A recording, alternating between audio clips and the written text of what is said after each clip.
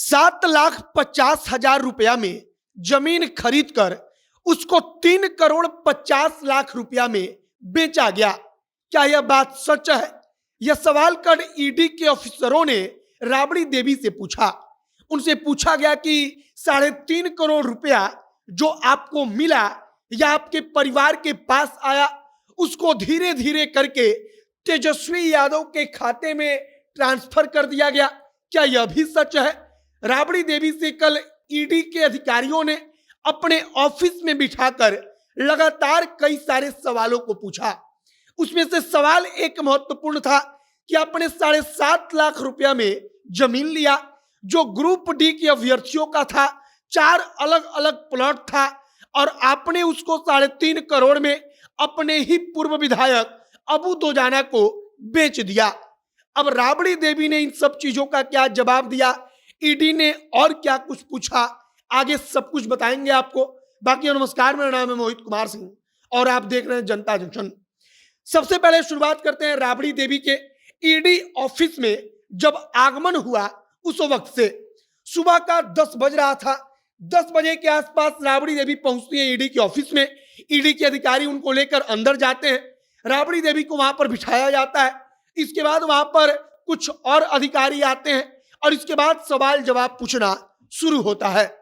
ED के अधिकारी सवाल करते हैं कि 7,50,000 रुपया में ग्रुप डी के अभ्यर्थी थे, उनसे आपने या आपकी कंपनी ने जो 4 अलग अलग प्लॉट थी उनको खरीद लिया और उनको खरीदने के बाद से 3,50,00,000 रुपया में उसको अपने ही पार्टी के अपने ही करीबी अबू दोजाना को बेच दिया।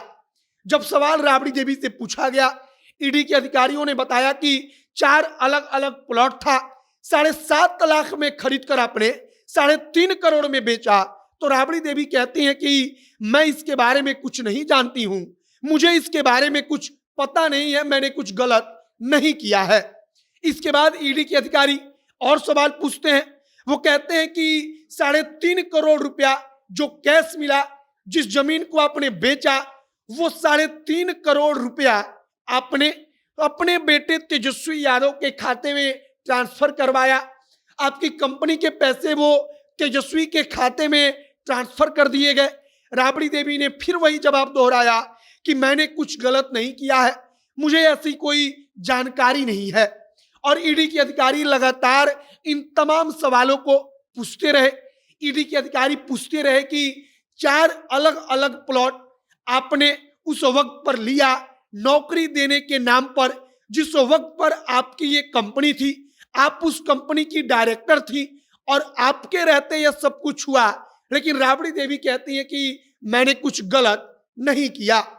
10 बजे से पूछताछ शुरू होती है, दोपहर तक लगातार पूछताछ चलती है। राबड़ी देवी से लगातार कई सवाल और जवाब होता है और इसके बाद कहा जाता है कि ईडी, जो कहा जा रहा है कि ईडी के पास इस बात के शायद कोई सबूत है, शायद कोई उसके पास प्रूफ है कि 7.5 लाख का जमीन 3.5 करोड़ में बेचा गया। और इसीलिए अगर आप गौर करेंगे तो ईडी अबू दोजाना का नाम लेती है। अबू दोजाना के ठिकाने पर छापेमारी कर चुकी है और जितने करीबी लोग हैं लालू परिवार के, उन तमाम लोगों पर, उन तमाम पूर्व विधायक, उन तमाम नेताओं पर छापेमारी का दौर चल रहा है।